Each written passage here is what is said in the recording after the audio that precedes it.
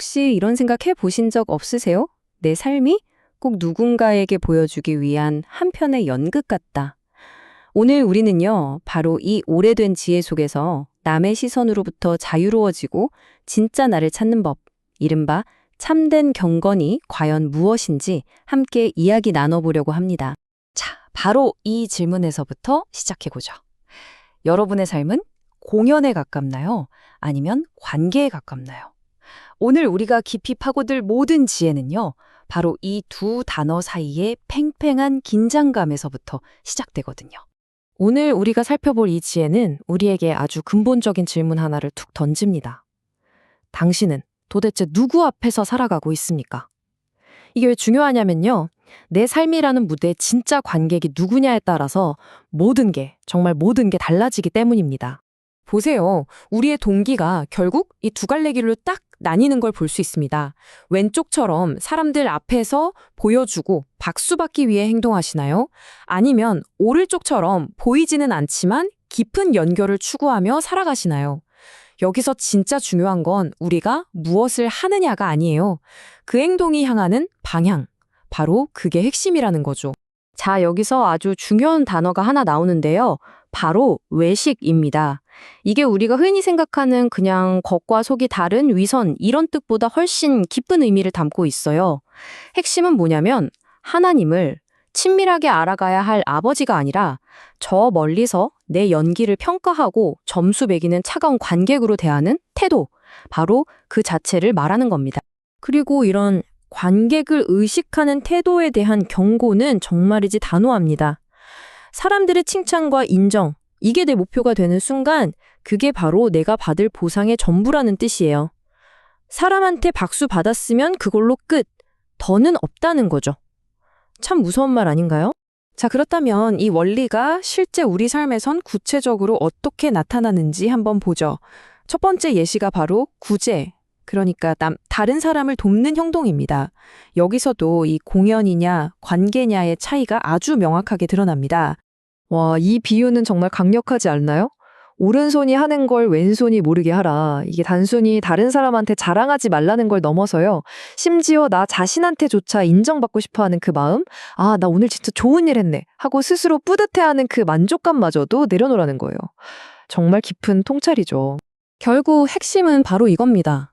진짜 의로움, 진짜 경건은요, 누군가에게 증명하려고 애쓰는 게 아니에요. 그냥 그렇게 살아내는 거죠. 마치 뿌리가 깊은 나무가 굳이 나 좋은 나무야 라고 소리치지 않아도 때가 되면 자연스럽게 열매를 맺는 것처럼요. 진정성은 밖에서 확인받는 게 아니라 안에서부터 나오는 거니까요. 자, 그럼 두 번째 예시로 넘어가 볼까요? 바로 기도입니다.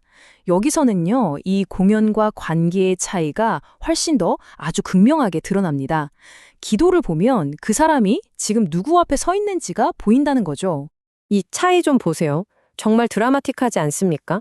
한쪽은 사람들이 다 쳐다보는 길모퉁이에 서서 기도합니다. 보여주기 위해서죠. 다른 한쪽은 골방에 들어가서 문을 딱 닫고 기도합니다. 한쪽은 어떻게든 많은 말로 설득하려고 애쓰는데 다른 한쪽은 그냥 깊은 신뢰에서부터 기도가 시작됩니다. 이게 바로 우리가 기도를 바라보는 관점을 완전히 뒤집어 놓는 지점입니다. 기도는 저 멀리 계신 심판관 앞에서 저 이만큼 경건합니다 하고 보여주는 퍼포먼스가 아니라는 겁니다.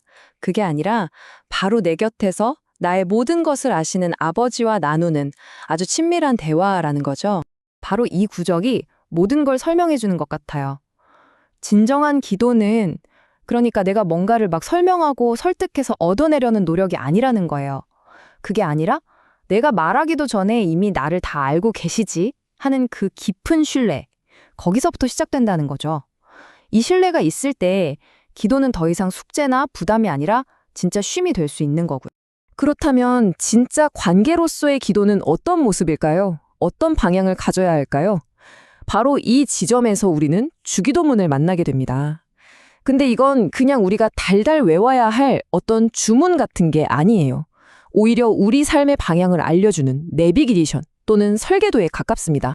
이 주기도문의 구조를 한번 자세히 들여다보면 정말 흥미로워요. 보세요. 기도의 시작이 저 이거 필요해요. 적어주세요가 아니에요. 하나님의 영광에서부터 시작하죠. 그분의 이름, 그분의 나라, 그분의 뜻, 이게 먼저입니다. 이 크고 넓은 그림 안으로 들어간 다음에야 비로소 우리의 필요, 즉 먹을 것, 용서, 보호 같은 것들을 이야기하게 되는 거죠. 우선순위가 완전히 다른 거예요. 그리고 특히 이 용서에 대한 부분은 우리가 자칫 오해하기 쉬운 아주 중요한 지점을 바로 잡아줍니다. 많은 사람들이 내가 다른 사람을 용서해야 하나님도 나를 용서해 주시겠지라고 생각하잖아요. 근데 그 순서가 아니라는 거예요. 정반대입니다. 내가 먼저 그분께 용서라는 선물을 받았기 때문에 그 넘치는 은혜의 결과로, 그 열매로 다른 사람을 용서할 힘이 생긴다는 거죠. 용서는 조건이 아니라 열매. 이거 정말 중요한 포인트입니다. 자, 이제 지금까지 이야기한 것들을 하나로 모아서 정리해 볼 시간입니다. 결국 이 모든 구제, 기도, 용서에 대한 이야기는 단 하나의 강력한 메시지를 향해 가고 있습니다. 우리가 처음부터 이야기했던 그 두 갈래길 기억나시죠? 관객을 위한 삶과 관계를 위한 삶. 이 두 길의 끝은 완전히 다릅니다.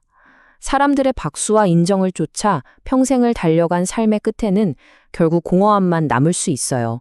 하지만 아무도 보지 않는 곳에서 진실한 관계를 쌓아가는 삶은 반드시 풍성한 열매를 맺게 된다는 거죠. 오늘 이야기에서 우리가 꼭 기억했으면 하는 단 하나의 문장이 있다면 바로 이것입니다. 참된 경건은요, 사람들 앞에서 증명되는 게 아니에요. 은밀한 못에서 조용히 자라나는 겁니다. 누가 보든 안 보든 하나님과의 깊은 관계 속에서 아주 조용히 하지만 단단하게요. 자, 오늘 이야기는 이 질문을 여러분께 남기면서 마무리할까 합니다. 이번 한 주, 여러분은 무엇을 증명하기 위해 애쓰며 살아가시겠습니까? 이 질문이 한 주 동안 여러분의 마음속에 머물면서 삶의 방향을 돌아보는 작은 계기가 되었으면 좋겠습니다.